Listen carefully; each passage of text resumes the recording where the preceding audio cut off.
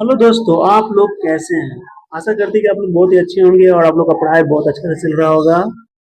और इस साल मैट्रिक का तैयारी है, मैट्रिक एग्जाम है।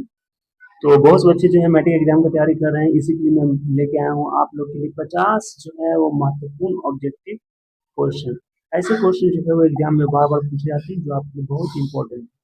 तो प्रकाश का प्रवर्तन से 10 ऑब्जेक्टिव क्वेश्चन दोस्तों जो हर साल जो है एग्जाम में पूछे जाते हैं। और वो 10 ऑब्जेक्टिव क्वेश्चन कौन से हैं, चलिए देखते हैं।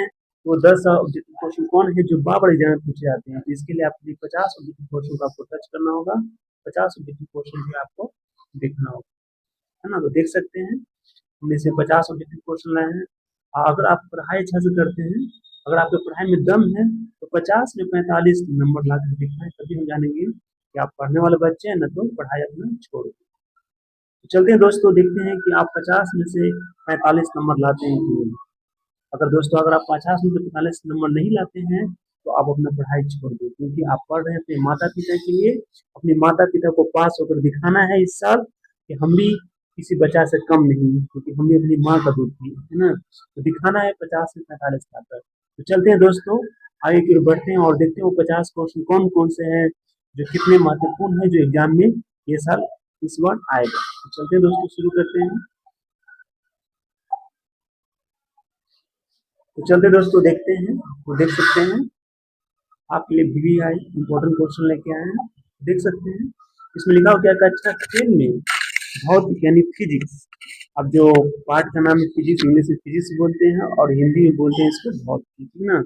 आपको पता है कि जिस तरह आपको पता है कि जो साइंस के जो किताब होते हैं वो कितने होते हैं, पहले ये पता होना चाहिए हर बच्चे को। तो साइंस के किताब जो होते हैं वो 3 होते हैं, है ना। 3 किताबें होते हैं, ठीक है। जिसमें से एक होता है जो पता है, जिसमें से एक जो होता है वो आपको होता है फिजिक्स, है ना। और एक होता है केमिस्ट्री और एक होता है बायोलॉजी, ठीक है। ये 3 किताबें होती है, तीनों किताब में से क्वेश्चन दोस्तों मिलाकर आते हैं कितने नंबर का, 50 नंबर का, है ना। 50 नंबर का क्वेश्चन जो है वो पूछे जाते हैं, है ना। तो ये सब पहले भी आपको जानकारी होना चाहिए, है ना। तो चलिए आपको लेके आए हैं आज फिजिक्स का, इसमें से 50 ऑब्जेक्टिव क्वेश्चन, और देखते हैं कि आप कितना जो है 50 में से कितना का जवाब देते हैं सही से। कमेंट में जरूर लिखिएगा। चलते हैं दोस्तों, शुरू करते हैं। आप देख सकते हैं सबसे पहले हम कहना चाहते हैं, देख सकते हैं, है ना। और देख सकते हैं कि ये कक्षा 10 का भौतिकी है, जो अध्याय प्रकाश का प्रवर्तन पाठ से लिया गया है, जो महत्वपूर्ण इंपॉर्टेंट क्वेश्चन है ना, जो आपकी इंपॉर्टेंट क्वेश्चन है। चलिए दोस्तों शुरू करते हैं। आप देख सकते हैं,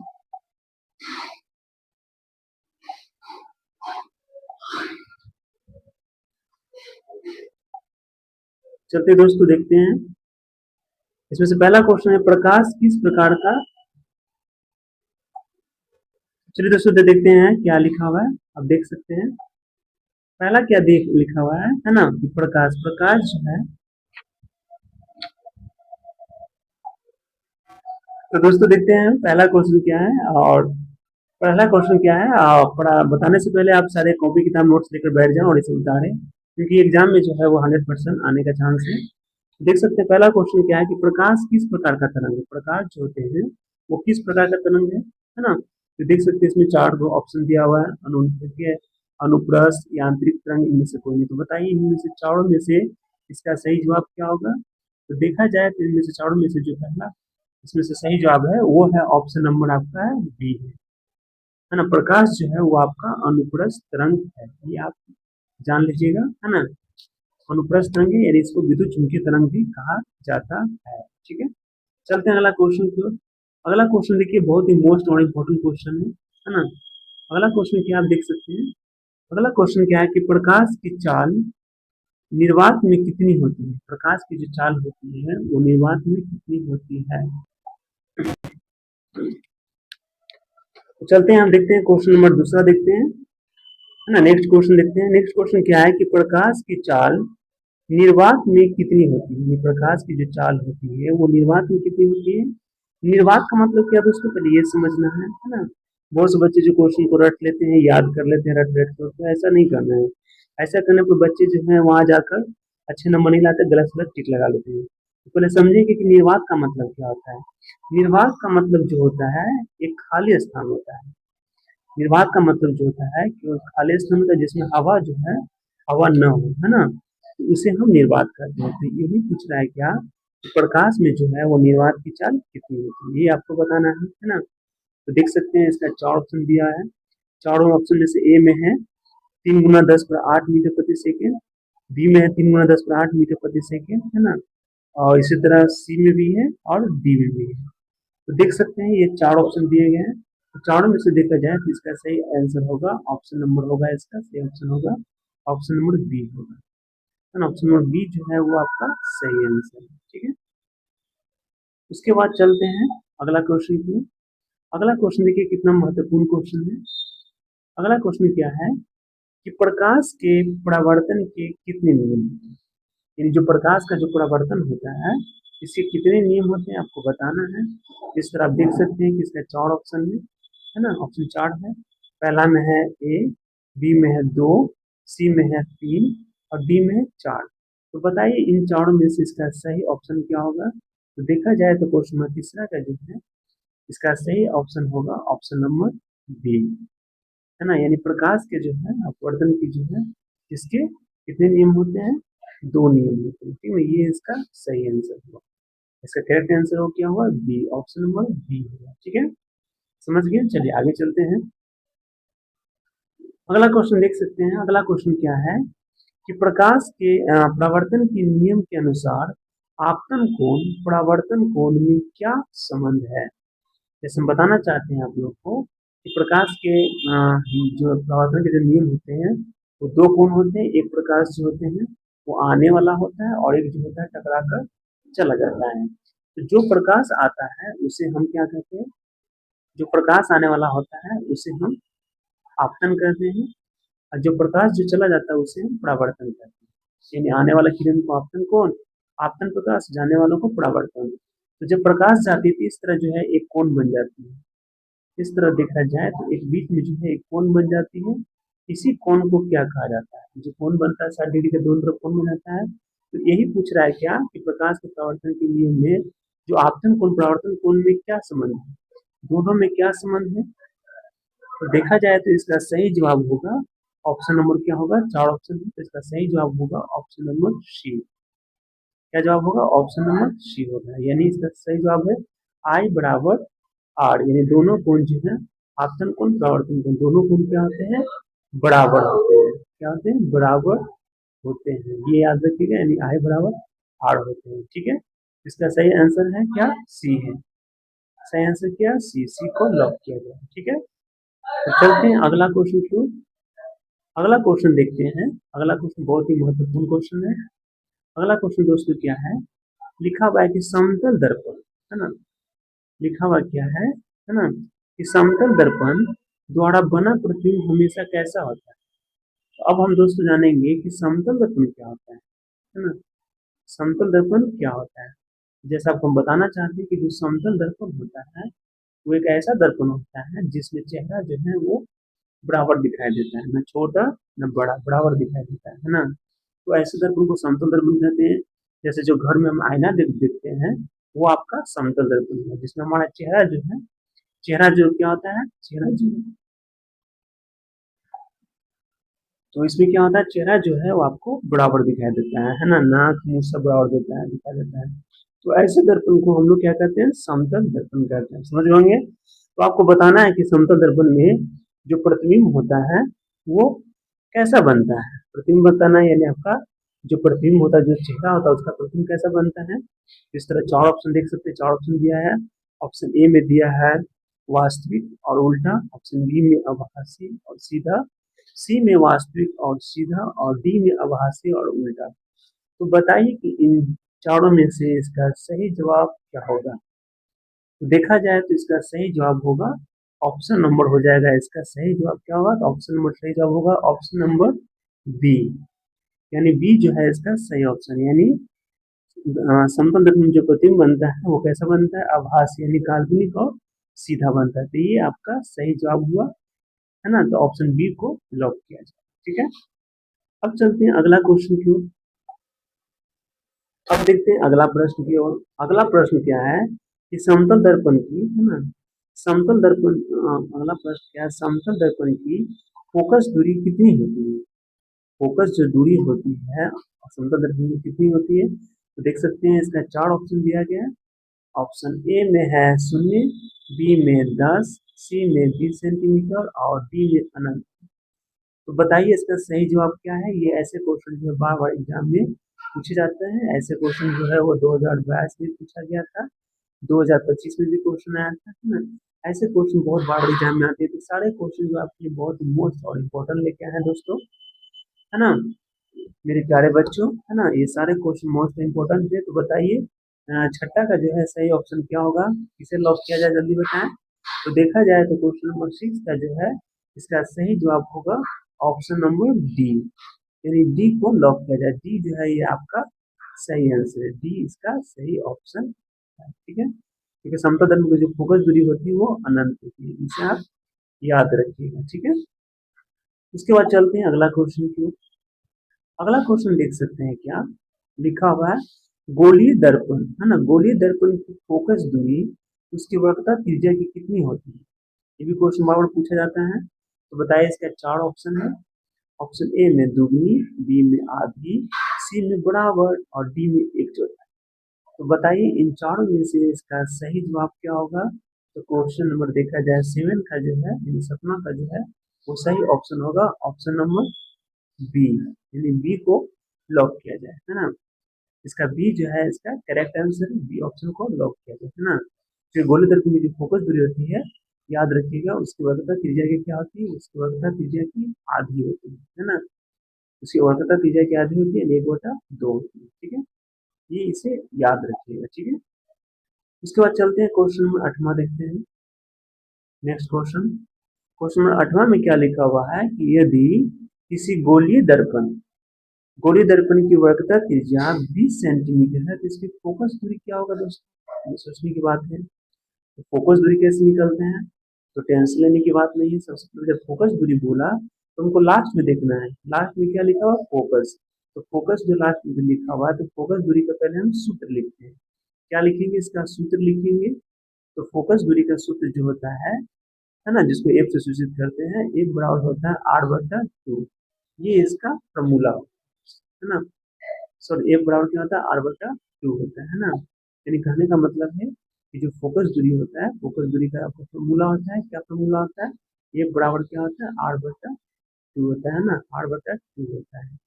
इसका निकालना फोकस दूरी तो कैसे निकालेंगे, तो आप देख सकते हैं वक्रता त्रिज्या लिखा हुआ, वक्रता त्रिज्या जो होता है वो आपको r से है, ठीक है। तो r की जगह क्या लिख देंगे, 20 लिख देंगे और नीचे क्या लिख देंगे, 2 लिख देंगे, ठीक है। जब 2 से काटेंगे तो 10 दूना 20, है ना, इस तरह कट गया, यानी इसका 10 सेंटीमीटर जो है इसका कैरेक्टरिस्टिक हुआ। तो देख सकते हैं 4 ऑप्शन है, चारों में से इसका सही जवाब होगा ऑप्शन नंबर क्या होगा, बी होगा। बी जो है 10 सेंटीमीटर इसका सही जवाब है ना। इस तरह हम ऑप्शन नंबर बी को जो लॉक किया जाए, ये इसका सही जवाब है, ठीक है। उसके बाद चलते हैं प्यारे बच्चे अगला क्वेश्चन की ओर। सारे क्वेश्चन को ध्यान से पढ़ना है और समझ समझ के पढ़ना है, ये नहीं कि रट रट के जाना और एग्जाम में टिक लगाना है। क्योंकि यहाँ पर जाएंगे, एग्जाम में जाएंगे तो वहाँ पर क्वेश्चन जो क्या होता है, वहाँ पर क्वेश्चन इसी तरह का रहता है, लेकिन क्वेश्चन को चेंज कर दिया जाता है, क्वेश्चन कुछ बदल दिए जाते हैं, ठीक है। इसलिए समझ के पढ़ने से आपका एग्जाम बहुत ही अच्छा जाएगा और आप अच्छे से टिक लगा सकते हैं, ठीक है।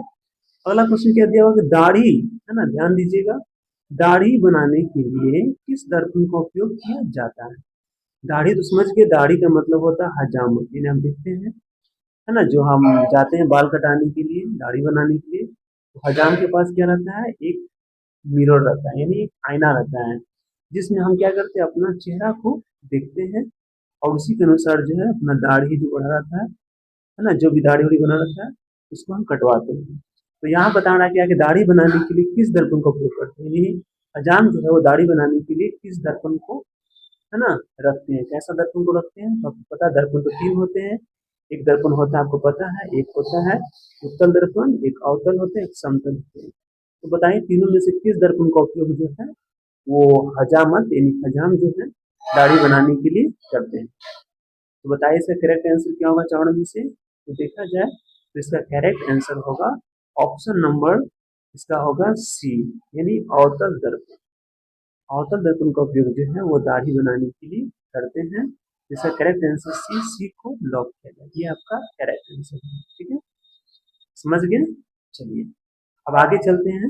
और एक बात और, दाढ़ी के साथ साथ आप ये भी याद रखिएगा, टोटल दर्पण जो होते हैं इसका प्रयोग जो है तो दाढ़ी के लिए नहीं बल्कि रोगी के आंख, नाक, कान, है ना, मुंह, ये सब को देखने के लिए भी अवतल दर्पण का प्रयोग करते हैं। ठीक है, चलते हैं अगला क्वेश्चन की ओर। अगला क्वेश्चन देखते हैं, बहुत ही मोस्ट और इम्पोर्टेंट क्वेश्चन आपके लिए है, बहुत ही मोस्ट इम्पोर्टेंट क्वेश्चन। ऐसे क्वेश्चन जो एग्जाम में बहुत बार पूछे जाते हैं, ये आपके लिए जो है बहुत ही वीवीआई क्वेश्चन है। ठीक है, और शायद ये क्वेश्चन आपको आता भी होगा क्योंकि हमने क्लास में ऐसे ऐसे क्वेश्चन को पढ़ाए भी हैं और आपको याद भी करवाए हैं नोट्स में। देख लीजिए, सारे क्वेश्चन एग्जाम में लड़ने वाले हैं, है ना।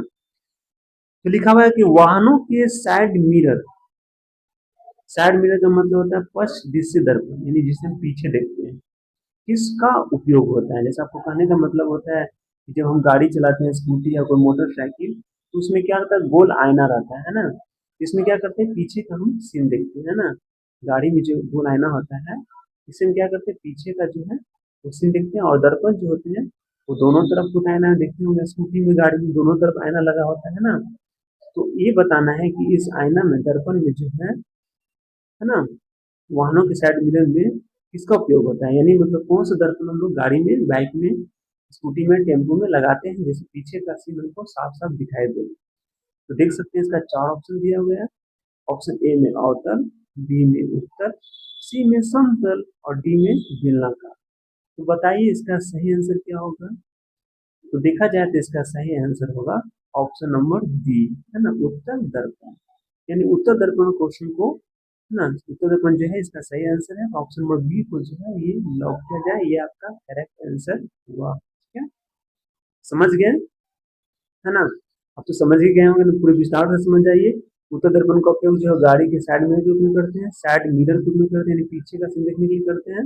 और अवतल जो दर्पण होते हैं इसका उपयोग करते हैं, इसका उपयोग रोगी के नाक, कान, मुंह, दाढ़ी बनाने के लिए करते हैं, इसे देखने के लिए करते हैं।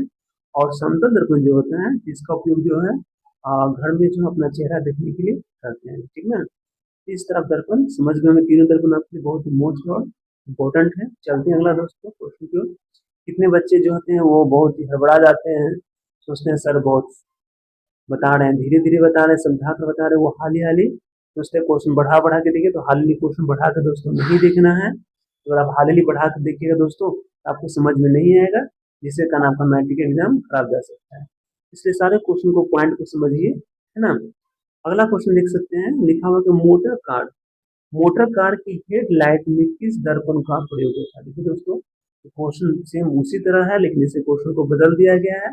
यहाँ पर मोटर कार का यूज किया गया है, समझ गए होंगे। तो मोटर कार में भी कौन सा दर्पण लगाते हैं, जैसे पीछे का सीन जिससे साफ साफ दिखा देते हैं। इस तरह चार ऑप्शन देख सकते हैं, चारों में से इसका सही जवाब क्या होगा। तो देख सकते हैं इसका सही जवाब होगा ऑप्शन नंबर बी, यानी उत्तर दर्पण। इसका करेक्ट आंसर जो हुआ वो बी, ऑप्शन नंबर बी को लॉक किया जाए, इसका करेक्ट आंसर। ठीक है, उसी तरह चलते हैं अगला क्वेश्चन की ओर। अगला क्वेश्चन बहुत ही मेन और इम्पोर्टेंट है। अगला क्वेश्चन क्या दिया हुआ है कि दर्पण का सूत्र निम्नलिखित में कौन सा होता है। तो हमने क्लास में पढ़ाए थे कि दर्पण का सूत्र क्या होता है, जैसे आपको हम बताए थे, है ना। दर्पण का सूत्र लिखवाए थे कि दर्पण का सूत्र इसका होता है 1/v, 1/v प्लस 1/u बराबर 1/a। इस तरह जो है ये दर्पण का सूत्र हुआ। अगर यहाँ लेंस का बोलता, है ना, अगर यहाँ लेंस बोलता तो यहाँ पर सूत्र जो है सब वही रहता है, यहाँ पर क्या आता है, केवल माइनस हो जाता है ना। यहाँ पर क्या जाता है, माइनस होता है, लेकिन दर्पण बोला तो यहाँ पर प्लस होगा। ठीक है, तो ये आपका दर्पण का सूत्र है। तो बताना मेरे प्यारे बच्चे इसका कौन सा सूत्र सही होगा। देख सकते हैं चार ऑप्शन दिया हुआ है, ए, है ना, ए, बी, सी, डी। तो देखा जाए तो इनमें से सही ऑप्शन जो होगा वो होगा ऑप्शन नंबर बी, यानी ऑप्शन नंबर बी को जो है लॉक किया जाए, है ना। बी जो है इसका करेक्ट आंसर है। अब ध्यान से देखिए, यहाँ पर लिखा हुआ है 1/v, देख सकते हैं यहाँ पर लिखा 1v, है ना। 1v का मतलब 1/v हो गया, यहाँ पर प्लस लिखा हुआ है, यहाँ पर देख सकते हैं, है ना। उसके बाद यहाँ पर देख सकते हैं यहाँ क्या लिखा हुआ है, यहाँ पर देख सकते हैं क्या लिखा है 1/u, है ना। आपको नजर भी आ रहा होगा, समझ रहे होंगे क्वेश्चन को, ये नहीं कि नहीं समझ में आ रहा होगा। उसके बाद आप यहाँ पर देख सकते हैं क्या लिखा हुआ है 1/f है ना। इस तरह सूत्र आपको दिखाई दे रहा होगा, घबराने की बात नहीं है आप, है ना। हमने आपको समझा दी अच्छी तरह से, ठीक है। अब चलते हैं अगला क्वेश्चन की ओर, ठीक है। अब दोस्तों हम लोग अगला प्रश्न देखेंगे। अगला प्रश्न क्या है हमारा? अगला प्रश्न है गोलीय दर्पण के आवर्धन m का सूत्र क्या होता है? m का सूत्र क्या होता है? Option A, option B, option C, option D. चारों में से आपका सही आंसर क्या है, जल्दी बताइए। आपका सही आंसर है बी। बी नंबर आपको दोस्तों बिल्कुल ही सही आंसर है। अब अगला प्रश्न देखते हैं।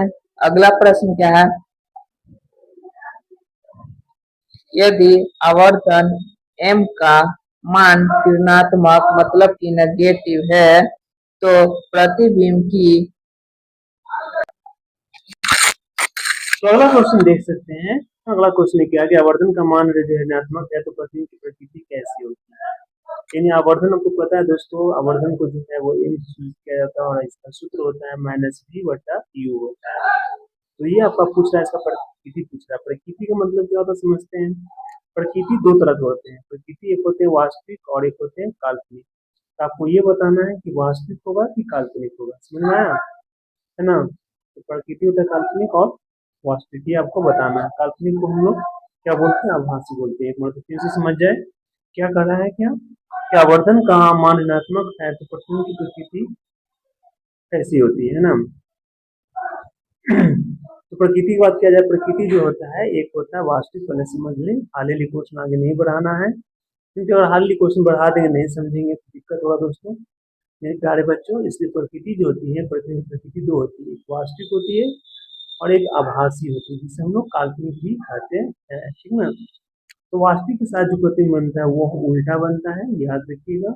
और काल्पनिक से आभासी के साथ जो प्रतिबिंब बनता है वो आपको क्या बनता है, वो आपको सीधा बनता है ना। तो ये भी आप ख्याल रखिएगा। तो यही पूछ रहा है क्या कि आवर्धन का जो है, आवर्धन का मान ऋणात्मक हो इन माइनस में हो, है ना, तो इसका प्रतिबिंब क्या होगा, इन दोनों में से कौन सा होगा बताइए। तो देखा जाए तो इसका सही जवाब है, इसका चार ऑप्शन दिया हुआ है ए बी सी डी। तो देखा जाए तो इसका सही जवाब है ऑप्शन नंबर हो जाएगा इसका, ऑप्शन नंबर होगा ए, यानी वास्तविक और उल्टा, है ना। आवर्धन का जो इसका आवर्धन का मान ऋणात्मक है, ऋणात्मक हो तो प्रतिबिंब की प्रकृति जो होती है वास्तविक और उल्टा होती है। ये इसका करेक्ट आंसर है option number A. Option number A जो है इसका करेक्ट आंसर है, ठीक है। चलते हैं अगला क्वेश्चन क्यों, अगला क्वेश्चन देखते हैं क्या। अगला क्वेश्चन क्या है कि यदि आवर्धन का मान धनात्मक हो, यदि आवर्धन का मान धनात्मक हो तो प्रतिबिंब कैसा होता है ये बताना है। इस तरह चार ऑप्शन दिया हुआ देख सकते हैं ए बी सी डी, जैसे आपको हम समझाया है। आवर्धन का मान यदि धनात्मक हो, धनात्मक का मतलब यदि प्लस में हो तो इसका मान प्रतिबिंब कैसा होगा, प्रतिबिंब आपको बताना है। वास्तविक उल्टा होगा, निकाल है ना, वास्तविक उल्टा होगा, या आभासी सीधा होगा तो वास्तविक सीधा होगा, तो छोटा और उल्टा होगा। चार ऑप्शन है, चारों में से देखा जाए तो इसका सही जवाब क्या होगा, इसका सही जवाब होगा ऑप्शन नंबर हो जाएगा इसका बी, यानी आभासी और सीधा, ठीक है। क्या होगा इसका, आभासी और सीधा होगा। उसको चलते क्वेश्चन नंबर, अगला क्वेश्चन देखते हैं। अगला क्वेश्चन क्या दिया हुआ है कि अवतल दर्पण, है ना, अवतल दर्पण की फोकस दूरी कैसी होती है। अवतल दर्पण की जो फोकस दूरी होती है वो कैसी होती है। तो इस तरह चार ऑप्शन दिया हुआ है, धनात्मक, ऋणात्मक, शून्य और डी में कभी धनात्मक कभी ऋणात्मक। तो चारों ऑप्शन में से देखा जाए तो इसका सही जवाब होगा ऑप्शन नंबर बी, ऋणात्मक, यानी अवतल दर्पण की जो फोकस दूरी होती है क्या होती है, ऋणात्मक होती है।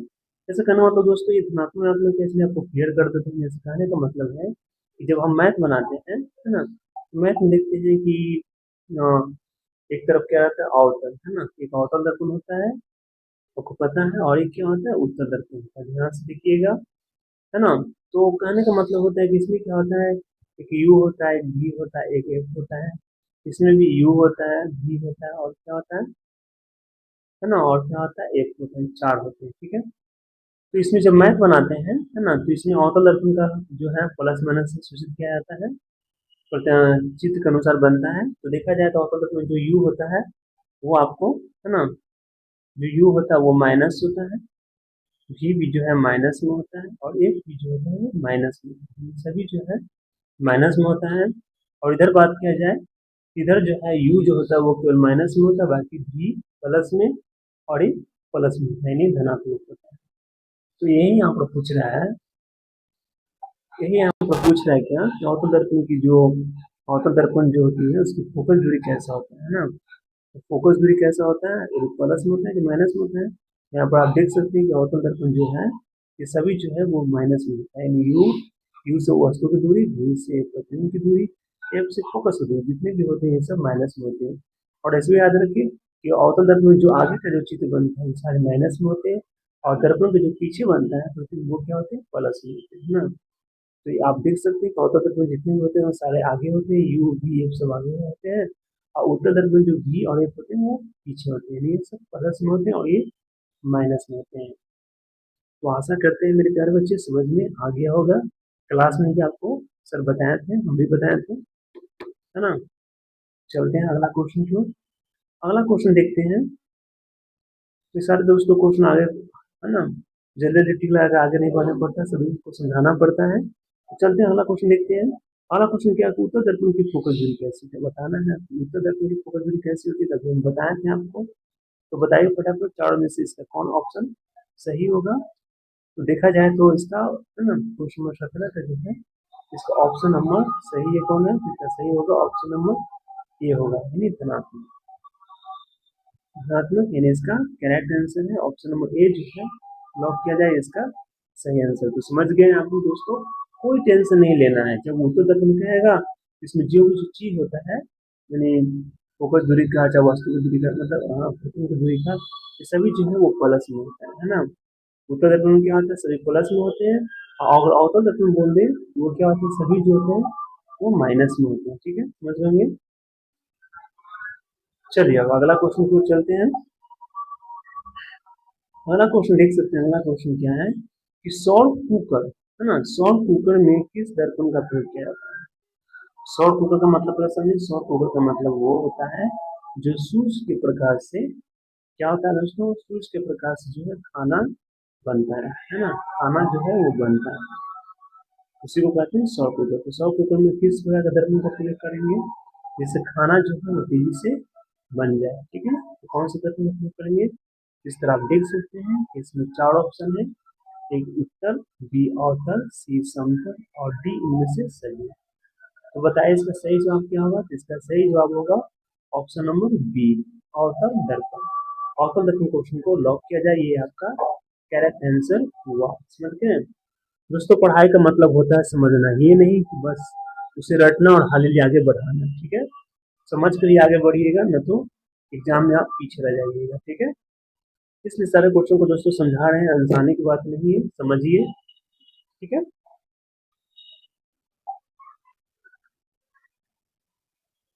चलिए दोस्तों देखते हैं अगला क्वेश्चन। लिखा हुआ है सर्च लाइट और टॉर्च की परावर्तन सतह किस दर्पण की बनी होती है। यानी कहने का मतलब होता है कि जो टॉर्च होता है, टॉर्च देखे होंगे, ये जो टॉर्च होता है, टॉर्च में जो आगे जो होते हैं, जो लगे होते हैं इस तरह का, है ना। तो ये बता रहा है टॉर्च में सर्च लाइट और टॉर्च की परावर्तन सतह किस दर्पण की बनी होती है। यानी जो टॉर्च में जो दर्पण लगा होता है, ये दर्पण किस चीज का बना होता है आपको बताना है। तो दर्पण जो है वो किस चीज का बना होता है आप देख सकते हैं। तो इसका चार ऑप्शन दिया हुआ आप देख सकते हैं, ए में उत्तर, बी में अवतल दर्पण, सी में समतल और डी में बेलनाकार दर्पण। तो बताइए इसका सही जवाब क्या होगा। तो देखा जाए तो इसका सही जवाब है, इसका सही जवाब क्या है, तो इसका सही जवाब है ऑप्शन नंबर होगा इसका, है ना। ऑप्शन नंबर क्या होगा, तो इसका सही जवाब ऑप्शन नंबर होगा इसका बी, अवतल दर्पण। जैसे पीछे भी आपको बताया था कि अवतल दर्पण का उपयोग जो है रोगी के नाक कान देखने के लिए करते हैं, इसके साथ साथ गाड़ी की हेडलाइट में भी करते हैं, और टॉर्च के हेडलाइट मतलब टॉर्च के आगे वाले भाग में भी अवतल दर्पण का प्रयोग करते हैं। ये आप समझ लीजिएगा ताकि एग्जाम में आपका अच्छा जाए, सही टिक लगाए। ठीक है, चलते हैं अगला क्वेश्चन की ओर। अगला क्वेश्चन क्या लिखा हुआ है कि किस दर्पण का दृष्टि क्षेत्र सबसे अधिक होता है। दृष्टि क्षेत्र का मतलब होता है दृष्टि यानी पीछे का, है ना। जो दर्पण होता है जिससे हम पीछे जो देखते हैं, पीछे का जो है तो दृष्टि क्षेत्र क्या होता है, मतलब बहुत बड़ा होता है। तो कौन दर्पण का दृष्टि क्षेत्र पीछे होता है, ये आप दिमाग लगाइए। ऐसे ऐसे क्वेश्चन जो एग्जाम में पलट कर देते हैं, ताकि जो बच्चे अच्छे से पढ़े होते हैं वही जो है इन क्वेश्चन का जवाब देते हैं। तो बताइए, आपको अभी क्वेश्चन करवाए भी है कि किसका दृष्टि क्षेत्र पीछे का जो पूरा सीन जो होते हैं, जो क्षेत्र होगा बड़ा दिखाई देता है, ये किस दर्पण से। ऑप्शन ए में समतल दर्पण, बी में अवतल, सी में उत्तल, डी में इनमें से कोई नहीं। तो देखा जाए तो इसका करेक्ट आंसर जो होगा वो होगा ऑप्शन नंबर सी, यानी उत्तल दर्पण। जैसे दोस्तों आपको बताया था मेरे प्यारे बच्चों, उत्तल दर्पण का उपयोग जो है गाड़ी के हेडलाइट में करते हैं, यानी गाड़ी के पीछे का क्षेत्र को देखने के लिए करते हैं। जो क्षेत्र जो है उसमें जो है एरिया जो है बहुत ही क्षेत्र बड़ा दिखाई देता है, चारों तरफ दिखाई देता है। ठीक है, चलिए दोस्तों चलते हैं अगला क्वेश्चन की ओर। प्यारे बच्चे अब देखते हैं। अब अगला क्वेश्चन क्या है कि गोलीय दर्पण के गोली दर्पण के मध्य बिंदु को क्या कहते हैं। गोली दर्पण जो दर्पण जो होते हैं, गोली दर्पण जो बीच में जो होते हैं मध्य बिंदु, इसको कहते हैं। इस मध्य बिंदु को क्या कहा जाता है आपको बताना है। इसका 4 ऑप्शन है।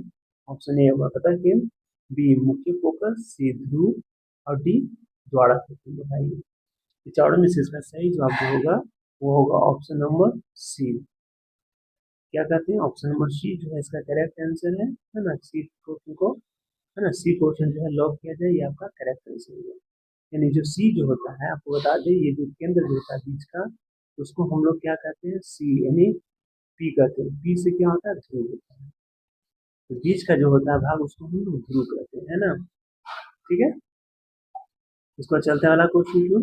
अगला क्वेश्चन क्या दिया हुआ है कि गोलीय दर्पण जिस खोखले गोले का भाग होता है उसके केंद्र को क्या कहते हैं। यानी आपको बता दें कि जैसे गोलीय दर्पण जो बनाते हैं, है ना, गोली जो दर्पण होता है, गोली दर्पण के खोखले भाग, सबको पता है कि गोली दर्पण को काट कर जो है वो 2 दर्पण बनाया जाता है।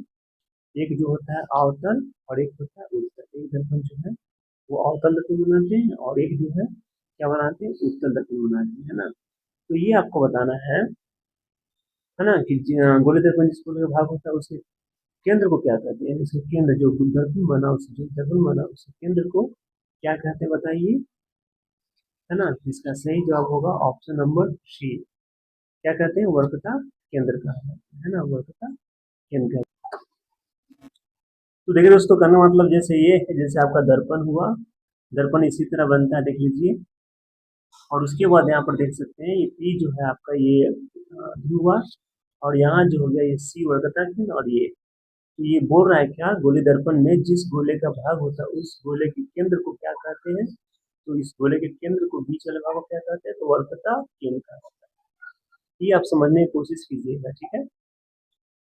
उसका क्वेश्चन नंबर अगला देखते हैं। क्वेश्चन नंबर अगला क्वेश्चन क्या देख सकते हैं कि ध्रुव और वक्रता केंद्र को मिलाने वाली सीधी रेखा को क्या कहते हैं। ध्रुव और वक्रता केंद्र, जैसे आप देख सकते हैं कि दर्पण हुआ, दर्पण हमको पता है कि बीच का पी होता है, ये सी होता है और ये क्या होता है, एफ होता है ना। ठीक है, तो इसमें बता रहा है क्या कि ध्रुव ध्रुव और ये सी वक्रता केंद्र, मैंने ध्रुव और वक्रता केंद्र मिलाने वाली जो सीधी रेखा होती है, इस सीधी रेखा को क्या कहा है।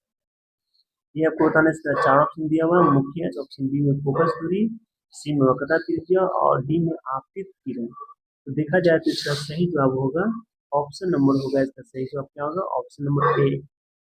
क्या कहा जाता है, मुख्य अक्ष कहा जाता है ना। तो ये आपका ए जो है आपको करेक्ट आंसर होगा। इसको क्या कहते हैं, मुख्य अक्ष कहा जाता है। समझ गए होंगे। चलिए अगला चलते हैं क्वेश्चन। अब क्या कर रहा, ध्यान दीजिएगा, है ना, कि जब वस्तु को अवतल दर्पण की वक्रता केंद्र पर रखा जाए तो उसका प्रतिबिंब कहाँ बनता है। यानी कहने का मतलब है कि जैसे ये हो गया आपका अवतल दर्पण, हो गया अवतल दर्पण, और ये हो गया आपका सी और ये हो गया ए। तो कह रहा है क्या कि सी पर अगर कोई वस्तु हम रखेंगे इसका प्रतिबिंब कहाँ बनेगा, ये पूछ रहा है ना, कहाँ बनेगा। आप देख सकते हैं इसका 4 ऑप्शन है। ऑप्शन ए फोकस पर, बी अनंत पर, सी वक्रता केंद्र पर, डी ध्रुव पर। ऐसे दोस्तों क्वेश्चन मेरे प्यारे बच्चे, ऐसे क्वेश्चन जो है बार बार जो एग्जाम में पूछे जाते हैं, तो आप समझने की कोशिश कीजिए, है ना। तो इसका कहाँ प्रतिबिंब बनेगा, तो देखा जाए तो क्वेश्चन नंबर 24 का जो है इसका सही आंसर होगा ऑप्शन नंबर सी, यानी वक्रता केंद्र पर। तो कैसे बनेगा चलिए आपको दिखाता है। जैसे किसी प्रकाश निकलती है ना, तो प्रकाश निकलती है तो ये टकरा कर बाहर आती है, फिर इससे एक और प्रकाश निकलती है और टकराती है। तो जहाँ ये दोनों प्रकाश मिलता है वहां पर इसका प्रतिबिंब बनता है। तो देख सकते हैं कि इसका कहाँ मिला है, इसका सी पर मिल रहा है, कहाँ मिल रहा है, सी पर मिल रहा है ना। तो इसका प्रतिबिंब जो है आपको सी यानी वक्रता केंद्र पर बनता है, ठीक है। चलते हैं दोस्तों अगला क्वेश्चन देखते हैं। तो मैट्रिक को दोस्तों, मैट्रिक एग्जाम को हल्का मत लीजिएगा, मैट्रिक का क्वेश्चन बहुत ही अजब तरह का क्वेश्चन होते हैं, इसलिए अच्छा से पढ़ कर जाइएगा। इसलिए आपको समझा रहे हैं, न तो इतना समझाने की जरूरत हमको नहीं पड़ता, ठीक है। अगला क्वेश्चन क्या है कि जब वस्तु अवतल दर्पण के मुख्य फोकस पर स्थित हो तो प्रतिबिंब कहाँ बनता है। इसका प्रतिबिंब जो है वो कहाँ बनता है, तो इस तरह चार ऑप्शन देख सकते हैं। चारों में से देखा जाए तो इसका सही जवाब होगा ऑप्शन नंबर इसका बी होगा। कहाँ बनेगा, अनंत पर बनेगा। ये आप इसे याद रखिएगा, इसका सही ऑप्शन होगा है ना बी, इसलिए ऑप्शन बी को लॉक किया जाए। चलो दोस्तों तो देखते हैं अगला क्वेश्चन 25वां, है ना। ये दोस्तों सारा ही क्वेश्चन इंपॉर्टेंट और मोस्ट इंपॉर्टेंट है। हेलो दोस्तों देखते हैं क्वेश्चन अगला नेक्स्ट क्या है, 25वां क्या है, 25। कहता है जब वस्तु अवतल दर्पण के मुख्य फोकस पे स्थित हो तो प्रतिबिंब कहाँ बनता है। और दोस्तों 2027 में ऐसा ही क्वेश्चन पूछने वाला है ना। ऐसा क्वेश्चन 2027 25 24 बहुत से क्वेश्चन पहले पूछा गया था। चलिए तो इसका चार ऑप्शन दिया गया, ऑप्शन ए वक्रता केंद्र, बी अनंत, सी ध्रुव, डी फोकस और ध्रुव के बीच। बताइए इसका करेक्ट आंसर क्या होगा। तो देखा जाए तो क्वेश्चन नंबर 25 का सही आंसर होगा ऑप्शन नंबर बी, अनंत पर। कहाँ होगा इसका आंसर, बी होगा, अनंत पर। तो question number B, question number को लॉक किया जाए, ये इसका करेक्ट आंसर है, ठीक है ना। और इसके पहले मैंने समझाया था इसके बारे में। चलिए देखते हैं अगला क्वेश्चन फटाफट। अगला क्वेश्चन क्या है कि जब वस्तु अनंत पर हो तो अवतल दर्पण द्वारा उसका प्रतिबिंब कहाँ बनता है। जब वस्तु अनंत पर, यानी कहने का मतलब है कि जब ये दर्पण है ना, अवतल दर्पण में, अच्छा वस्तु को कहाँ रखा जाए, है ना, वस्तु को जो है वो सी पर न रखा जाए, एक पर न रखा जाए, इस वस्तु को कहाँ रखा जाए, तो अनंत पर रखा जाए। अनंत का मतलब बहुत दूर रखा जाए, कहीं दूर रखा जाए, और दूर से जब प्रकाश आती है तो ये बताना है ना, इस तरह बताना है ना। जब प्रकाश आती है तो उसका प्रतिबिंब कहाँ बनता है। इस तरह चार ऑप्शन दिया गया है, तो देखा जाए तो इसका सही आंसर होगा, इसका सही आंसर क्या होगा, तो इसका सही आंसर होगा ऑप्शन नंबर डी, ध्रुव पर। कहाँ बनेगा, ध्रुव पर बनेगा, है ना। इसका जो है वस्तु प्रतिबिंब कहाँ बनेगा, ध्रुव। ध्रुव कहाँ हुआ दोस्तों, तो एफ, है ना, इसका प्रतिबिंब कहाँ बनेगा, ध्रुव पर बनेगा, या ध्रुव कहाँ हुआ, यहाँ पर पी, यानी यहाँ जो हुआ इसका ध्रुव होगा, जिसको हम पी से सूचित करते हैं, ठीक है। इसको चलते अगला क्वेश्चन देखते हैं। अगला क्वेश्चन क्या है कि अवतल दर्पण में वस्तु का भास यानी काल्पनिक और बड़ा प्रतिबिंब कब बनता है। कब बनता है, तो चार ऑप्शन दिया गया, तो देखा जाए चारों में से इसका सही जवाब क्या होगा, तो इसका सही जवाब है ऑप्शन नंबर बी, है ना, वस्तु और जब वस्तु फोकस और ध्रुव के बीच हो तभी ये प्रतिबिंब बनेगा। कैसा बनेगा, बड़ा और काल्पनिक बनेगा, ठीक है। चलते अगला क्वेश्चन की ओर। अगला क्वेश्चन देखिए बहुत ही मोस्ट इंपोर्टेंट है, अगला बार यही क्वेश्चन आने वाला है दोस्तों। देखिए कड़ा दंत विशेषक, मतलब दंत मतलब जो दांत जांच करता है, जो दांत चेक करता है, उसी को कहते हैं दंत विशेषज्ञ जो है, वो मरीज के दांतों का बड़ा प्रतिबिंब देखने के लिए किस दर्पण का प्रयोग करते हैं, उपयोग करते हैं। इसका चार ऑप्शन है। ऑप्शन ए में समतल दर्पण, बी में उत्तल दर्पण, सी में अवतल दर्पण, डी में इनमें से सभी। तो बताए इसका सही आंसर क्या होगा। तो देखा जाए तो क्वेश्चन नंबर जो है वो 28 का सही आंसर होगा, सही ऑप्शन है ऑप्शन नंबर सी, अवतल दर्पण, है ना। ऑप्शन नंबर सी जो है इसका करेक्ट आंसर है। दोस्तों आपको बता ही दिए थे, है ना, कि अवतल दर्पण का उपयोग जो है रोगी के नाक कान दांत चेक करने के लिए किया जाता है, पिक्चर बताए थे। इसके पीछे वाले क्वेश्चन में आप ध्यान दिए होंगे तो आप सही टिक लगाए होंगे, ठीक है। चलते अगला क्वेश्चन देखते हैं। अगला क्वेश्चन क्या है कि गोली दर्पण के परावर्तक पृष्ठ की वृत्ताकार सीमा का व्यास क्या कहलाता है। तो चार ऑप्शन दिया गया है। ऑप्शन ए मुख्य फोकस, बी वक्रता त्रिज्या, सी दर्पण का द्वारक और डी मुख्य अक्ष। तो बताया इसका सही आंसर क्या होगा? तो इसका सही आंसर जो होगा वो होगा ऑप्शन नंबर सी, यानी दर्पक का है ना, दर्पण का द्वारक कहलाता है। क्या कहलाता है? दर्पण का द्वारक कहलाता है। ये इसका करेक्ट आंसर है सी। ठीक है, चलते अगला क्वेश्चन की ओर।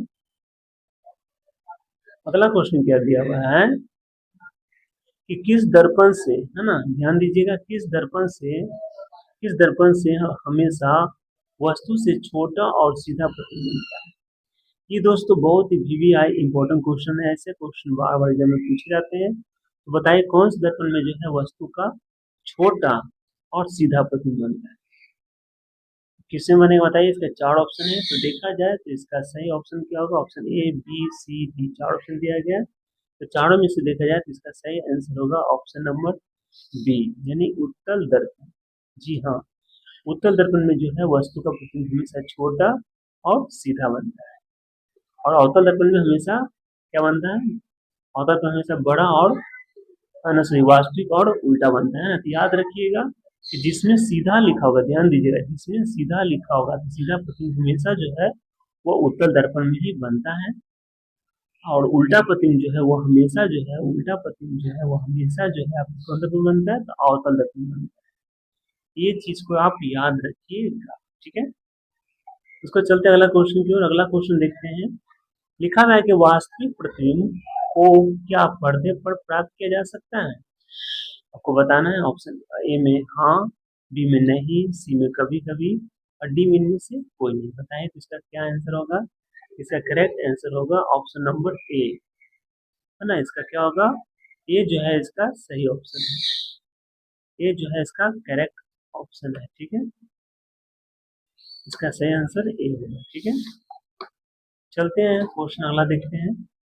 अगला क्वेश्चन क्या है कि आभासी यानी काल्पनिक प्रतिबिंब को पर्दे पर प्राप्त किया जा सकता है। अभी तो वही इसका आंसर था, फिर दोस्तों वही आंसर आ गया। इसका पता ही ऑप्शन क्या होगा? इसका होगा ऑप्शन नंबर बी होगा नहीं। इसके पहले क्या था दोस्तों? देखते हैं इसके पहले क्या था। वास्तविक प्रतिबिंब, वो अभी क्या आ गया? काल्पनिक प्रतिबिंब। क्या काल्पनिक प्रतिबिंब को पर्दे पर प्राप्त किया जा सकता है? हमने ऐसा क्वेश्चन बताए थे जब अंतर बताए थे कि वास्तविक काल्पनिक प्रतिबिंब क्या अंतर, तो उसमें लिखवाए थे। यार बच्चे बताइए इसका क्या आंसर होगा सही? चार ऑप्शन दिया गया, ए, बी, सी, डी। तो देखा जाए तो इसका करेक्ट आंसर जो होगा वो होगा ऑप्शन नंबर बी, यानी नहीं, है ना। नहीं इसका correct answer option number B. जैसा कि आपको बता दें, है ना, कि काल्पनिक प्रतिबिंब को जो है वो पर्दे पर प्राप्त नहीं किया जा सकता है, और वास्तविक जो प्रतिबिंब होते हैं उसको हम लोग पर्दे पर प्राप्त कर सकते हैं। ठीक है, उसका चलते अगला क्वेश्चन। अगला क्वेश्चन में क्या है कि समतल दर्पण द्वारा उत्पन्न आवर्धन का मान क्या होता है? समतल दर्पण द्वारा उत्पन्न आवर्धन का मान क्या होता है? इस तरह चार ऑप्शन है। ऑप्शन ए शून्य, ऑप्शन बी में +1, सी में -1, डी में अनंत। तो बताइए चारों में से इसका सही आंसर जो होगा, सही ऑप्शन होगा वो होगा ऑप्शन नंबर बी। क्या होगा? इसका सही ऑप्शन हो जाएगा ऑप्शन नंबर बी, जो है इसका करेक्ट आंसर है। क्या होगा? ऑप्शन नंबर बी इसका करेक्ट आंसर। ठीक है ना। चलिए अगला क्वेश्चन चलते हैं। अगला क्वेश्चन क्या लिखा हुआ है? यदि आपतित किरण दर्पण की सतह पर लंबवत पड़ती है तो परावर्तन कोण का मान क्या होगा?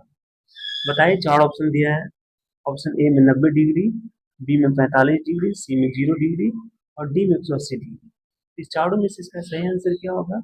तो देखा जाए तो इसका करेक्ट आंसर जो है वो होगा ऑप्शन नंबर सी होगा। क्या होगा? Correct answer option number C होगा, है ना। सी जो है इसका करेक्ट आंसर है। ठीक है, यानी 0 डिग्री सेल्सियस, यानी 0 डिग्री होगा, है ना। क्या होगा? 0 डिग्री होगा। ठीक है, इसको चलते दोस्तों अगला क्वेश्चन की ओर। अगला क्वेश्चन क्या है कि आपतित किरण, है ना, आपतित किरण और अवलंब के बीच बने कोण को क्या कहते हैं? आपको समझ ही गए होंगे। जैसे ये समतल दर्पण होता है, और इस दर्पण में जो आता है प्रकाश उसको आपतित करते हैं, और जो जाता है उसको क्या करते हैं? परावर्तित करते हैं। तो ये पूछ रहा है क्या कि आपतित किरण और, है ना, आपतित किरण और ये अविलंब, अविलंब कहते हैं जो बीच में इसको लंब देते हैं। तो आपतित किरण और अविलंब के बीच वो कोण जो बनता है, इस कोण को क्या कहा जाता है? तो पूछ रहा है। बताया से क्या कहा जाता है? चार ऑप्शन है। प्रवर्तन कोण, आपतन कोण, विचलन कोण, विषम कोण। इसका सही जवाब क्या होगा? इसका सही जवाब होगा ऑप्शन नंबर, इसका होगा बी। क्या होगा इसका सही जवाब होगा बी होगा, यानी आपतन कोण। क्योंकि जो कोण आता है, जो प्रकाश आता है उसे आपतन कोण ही कहा जाता है, ठीक है। और जो लौट के जाता है उसे परावर्तन कोण कहते हैं, ठीक है। तो ये इसे आप याद रखिएगा, ठीक है। इसको चलते हैं अगला क्वेश्चन को। अगला क्वेश्चन क्या है कि परावर्तित किरण और अविलंब के बीच, है ना, परावर्तित किरण और अविलंब के बीच बने कोण को क्या कहते हैं? परावर्तित किरण और अविलंब के बीच बने कोण को क्या कहते हैं? इसका 4 ऑप्शन है, आपतन कोण, परावर्तन कोण, क्रांति कोण, इनमें से कोई नहीं। तो देखा जाए तो इसका सही आंसर होगा ऑप्शन नंबर बी। क्या कहते हैं? परावर्तन कोण कहा जाता है, ठीक है। उसके बाद अगला क्वेश्चन देखिए दोस्तों, बहुत इंपॉर्टेंट और मोस्ट इंपॉर्टेंट वीवीआई है ना। अगला क्वेश्चन जो आपके लिए, ऐसे सारे क्वेश्चन मोस्ट इंपॉर्टेंट है, लेकिन जो वीवीआई लिखना है वो ज्यादा क्वेश्चन एग्जाम में बहुत बार पूछ जाते हैं। देखा हुआ प्रकाश की किरणें हमेशा किस रेखा में गमन करती है? यानी जब किसी का प्रकाश हो, चाहे वो सूर्य का प्रकाश हो, है ना, किसी का भी प्रकाश हो, तो प्रकाश जो है वो किस रेखा में गमन करता है, तो बताना है किस रेखा में गमन करता है। तो 4 ऑप्शन है, क्या सीधी रेखा, क्या टेढ़ी मेढ़ी रेखा, किसी भी दिशा में, कि वृत्ताकार पथ पर। तो देखा जाए तो इसका सही आंसर क्या होगा? तो देखा जाए तो सही आंसर होगा ऑप्शन नंबर ए। इसका सही आंसर हो जाएगा ऑप्शन नंबर ए, जो है इसका करेक्ट आंसर है। तो ए क्वेश्चन को लॉक किया जाए, क्योंकि प्रकाश जब भी चलती है तो सीधी रेखा में चलती है, न कि टेढ़ी रेखा में, ठीक है। चलो अगला क्वेश्चन देखते हैं। अगला क्वेश्चन क्या है?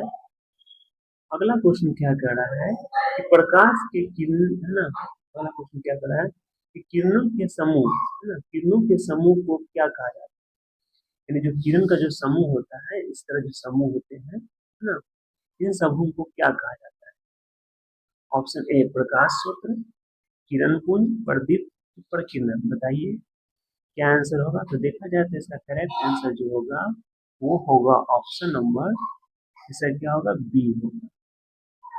यानी किरण पुंज कहते हैं, यानी जिसमें से भी प्रकाश निकलता हो, जिसमें से भी प्रकाश निकलता हो, वो प्रकाश के जो समूह बनते हैं, उन समूह को किरण पुंज कहा जाता है। इसे याद कर लीजिए, ठीक है। अगला क्वेश्चन देखते हैं 39। इसमें क्या है कि वैसे वस्तुओं जो स्वयं प्रकाश उत्सर्जित करती है उसे क्या कहते हैं? हमने एक क्लास में क्वेश्चन पढ़ाए थे कि जो वस्तु स्वयं प्रकाश उत्सर्जित करता है, स्वयं प्रकाश निकलता है, उसे क्या कहते हैं? ऑप्शन ए में है, देख सकते हैं, प्रदीप्त वस्तु, बी में प्रदीप्त वस्तु, सी में पारदर्शी वस्तु, डी में जो है वो अपारदर्शी वस्तु। तो देखा जाए तो इनमें से चारों में से जो है इसका सही आंसर हो जाएगा ऑप्शन नंबर बी। क्या होगा? ऑप्शन नंबर बी को लॉक किया जाए, ये आपका सही आंसर है ना, करेक्ट आंसर है, ठीक है। क्योंकि प्रदीप्त वस्तु जिसमें से प्रकाश स्वयं निकलती है, और प्रदीप्त वस्तु पूछेगा तो जिसमें से प्रकाश स्वयं नहीं निकलती, ठीक है। ये आप याद रखिएगा, ठीक है। अगला क्वेश्चन चलते हैं। अगला क्वेश्चन क्या है कि कांच, पानी और हवा किस प्रकार के माध्यम है ना, कांच, पानी, हवा जो है वो किस प्रकार के माध्यम में, आपको तीनों क्वेश्चन पूछा जा रहा है। तो कौन सा माध्यम है? ऑप्शन ए अपदर्शी, प्रभासी, पारदर्शी, इनमें से कोई नहीं, बताइए। तो देखा जाए तो क्वेश्चन नंबर 40 का जो है इसका सही आंसर होगा ऑप्शन नंबर सी, पारदर्शी। ऐसे भी क्वेश्चन दोस्तों, न्यू न्यू क्वेश्चन जो है एग्जाम में पूछे जाते हैं कभी कभी, है ना। तो ऐसे क्वेश्चन बार बार पूछे जाते हैं, ध्यान दीजिएगा, अपना दिमाग लगाएगा, क्योंकि जिनके पास एग्जाम में दिमाग रहेगा वही बच्चा फर्स्ट डिवीजन से पास कर सकता है ना, तो पढ़ा सकता है, ठीक है। इसलिए आपको बता दें कि कांच जो होते हैं, कांच में भी जो आदमी जो है वो आर पर क्या करते हैं, आर पर देख सकते हैं। उसके बाद पानी की बात करें तो पानी में भी आर पर आदमी देख सकते हैं, है ना। और हवा में तो आदमी आर पर दिखाते हैं, है ना। अब पढ़ा हुआ के पारदर्शी उसे कहते हैं, जो आर पार देख सकते हैं उसे पारदर्शी कहते हैं, है ना। इसलिए इसको पारदर्शी कहते हैं। अगर आपदर्शी पूछते तो इसमें आर पार वस्तु दिखाई नहीं देता है, वो आपदर्शी होता है, ठीक है। पारदर्शी इसमें धुंधला दिखाई देता है, अपारदर्शी जिसमें आर पार दिखाई देता है ना। इन तीनों को, मतलब चारों को समझ लेना है, ये नहीं कि केवल ऑप्शन ही याद कर लेना है, ए बी बी ऐसे करके रटना नहीं। ठीक है। अगला क्वेश्चन देखते हैं 41। लकड़ी, पत्थर, लोहा किस प्रकार के पदार्थ बताना है। चार ऑप्शन है, पारदर्शी, अपारदर्शी, पारभासी और डी गतिवीय प्रकार, है ना। बताया इनमें से सही आंसर क्या होगा। तो देखा जाए तो क्वेश्चन नंबर 41 का जो है वो सही आंसर होगा ऑप्शन नंबर बी, अपारदर्शी पदार्थ। जैसे आपको हम बताए थे कि अपारदर्शी पदार्थ उसे कहते हैं, है ना, जिसे आर पार नहीं दिख सकता। क्या पत्थर का आकार दिखाई देता है, लोहा का आकार दिखाई देता है, नहीं। ये सब अपारदर्शी पदार्थ हुए, ठीक है। उसके बाद चलते हैं दोस्तों क्वेश्चन नंबर 42। सारे क्वेश्चन आपको समझा दिया जा रहा है ताकि आप समझ के ठीक लगाएं, है ना। क्वेश्चन नंबर 42 में क्या है कि घिसा हुआ कांच या तेल लगा हुआ कागज कैसा पदार्थ है बताइए। ये भी हमको क्लास में आप लोग को पढ़ाए थे। ऑप्शन ए पारदर्शी, बी अपारदर्शी, सी पारभासी और डी अधातु। तो क्वेश्चन नंबर 42 का जो है इसका सही आंसर हो जाएगा ऑप्शन नंबर सी, पारभासी, है ना। इसका करेक्ट आंसर क्या है, सी जो है इसका करेक्ट आंसर है ना। क्योंकि प्रभासी उसी का तभी बताया थे जिससे हम आर्क प्रकाश जो है वो धुंधला दिखाई देता है, ठीक है। अगला क्वेश्चन देखते हैं, प्रकाश को किसी सतह से टकराकर वापस उसी माध्यम में लौटने की घटना को क्या कहते हैं। अभी बताया थे दोस्तों इसमें प्रकाश का अपवर्तन, कि बी प्रकाश का परावर्तन, कि प्रकीर्णन, कि वन विच्छेदन। तो देखा जाए क्वेश्चन नंबर 43 का जो है वो सही जवाब होगा ऑप्शन नंबर क्या होगा, 14 नंबर 3 का जो सही ऑप्शन क्या होगा, प्रकाश की स्थिति तक वापस उसी माध्यम में लौटने की घटना को क्या कहा जाता है ना। तो उसको क्या कहते हैं जल्दी बताइए, है ना। तो 43 का क्या आंसर होगा, इसका सही आंसर हो जाएगा ऑप्शन नंबर बी, यानी प्रकाश का परावर्तन कहा जाता है, ठीक है। उसको चलते हैं क्वेश्चन नंबर 44 देखते हैं। इसमें क्या क्या है कि समतल दर्पण में वस्तु दूरी, प्रतिबिंब दूरी में क्या संबंध है। तो देखा जाए तो इसका चार ऑप्शन है, चारों में से इसका सही जवाब होगा ऑप्शन नंबर सी, है ना। इसको लॉक किया जाए, ये आपका करेक्ट आंसर है, ठीक है। इसको चलते हैं अगला क्वेश्चन। अगला क्वेश्चन बहुत इंपॉर्टेंट है, कह रहा है क्या कि यदि एक उत्तर दर्पण की फोकस दूरी 15 सेंटीमीटर है तो इसकी वक्रता त्रिज्या क्या होगी। तो दोस्तों वक्रता त्रिज्या निकालना है तो इसके लिए हम लोग सूत्र यूज करेंगे। इसका सूत्र होता है 1 बराबर r/2 होता है। इसको बनाएंगे तो मैथ आसानी से बन जाएगा। तो वक्रता त्रिज्या निकालना तो ये सूत्र के माध्यम से यहाँ पर देखिए एक दिया हुआ कितना 15 सेंटीमीटर, तो यहाँ पर हम क्या रखेंगे 15 रखेंगे, 15 रख दिए और यहाँ पर क्या है r/2 और इस तरह इसको तीसरा पीछे गुना करते हैं, आप देख सकते हैं तीसरा पीछे गुना करेंगे तो यहाँ क्या होगा आर को 1 से गुना करेंगे तो ये आएगा आर आएगा 15 दूनी क्या होगा 30, तो देख सकते इसका आंसर 30 होगा, यानी 30 सेंटीमीटर। चूंकि दर्पण क्या है उत्तर दर्पण है, आपको पता है कि ये क्या होगा प्लस है ना। देखा जाए क्वेश्चन नंबर 45 का जो है वो सही आंसर क्या होगा, ऑप्शन नंबर ए होगा 30 सेंटीमीटर, ये इसका करेक्ट आंसर है, ठीक है। चलते हैं अगला क्वेश्चन की ओर। अगला क्वेश्चन देखते हैं 46। कह रहा है क्या कि नई क्रांतीय चीज परिपाटी के अनुसार दर्पण के सामने, है ना, दर्पण के सामने रखी गई वस्तु की दूरी हमेशा ली जाती है, कैसी ली जाती है। इसका चार ऑप्शन दिया हुआ, ऑप्शन ए धनात्मक, बी ऋणात्मक, सी शून्य और डी कभी धनात्मक तो कभी ऋणात्मक। तो देखा जाए 46 का जो है वो सही आंसर क्या होगा, 46 का सही आंसर होगा ऑप्शन नंबर बी, यानी ऋणात्मक, है ना। इसका चलते अगला क्वेश्चन को, है ना। अगला क्वेश्चन क्या कह रहा है कि कौन सा दर्पण वास्तविक के उल्टा वास्तविक के बराबर आकार का प्रतिबिंब बना सकता है। बताइए आपको बताए थे वास्तविक प्रतिबिंब किसमें बसता है दोस्तों, बताइए सारे बच्चे। ऑप्शन चार है, ए में उत्तल, बी में अवतल, सी में समतल, डी में से कोई नहीं। तो देखा जाए 47 का जो है वो सही आंसर हो जाएगा ऑप्शन नंबर बी, यानी अवतल दर्पण जो है इसका करेक्ट आंसर है, ठीक है। उसके बाद चलते हैं क्वेश्चन नंबर 48। इसमें क्या लिखा हुआ है कि उत्तल दर्पण द्वारा बना आवर्धन हमेशा होता है। उत्तल दर्पण द्वारा बना आवर्धन हमेशा कैसा होता है, तो इसका चार ऑप्शन है। ऑप्शन ए में है एक से अधिक, बी में एक से कम, सी में एक के बराबर और डी में क्या शून्य। 8 का जो है वो सही आंसर हो जाएगा ऑप्शन नंबर बी, 1 से कम होगा। ठीक है, उसके बाद चलते हैं क्वेश्चन नंबर 49 देखते हैं। 49 में लिखा हुआ क्या कि प्रकाश की किरणों को एक बिंदु पर एकत्रित करने वाले दर्पण को क्या कहते हैं?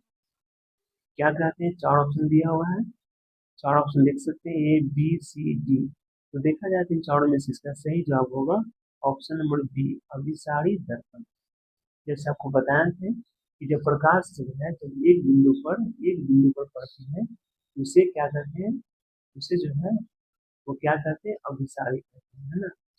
जब प्रकाश एक बिंदु पर पड़ती है अभिसारी कहते हैं, और जब प्रकाश जब चारों तरफ जो है वो फैल जाती है, चारों तरफ फैल जाती है, उसे अपसारी कहते हैं। क्या कहते हैं?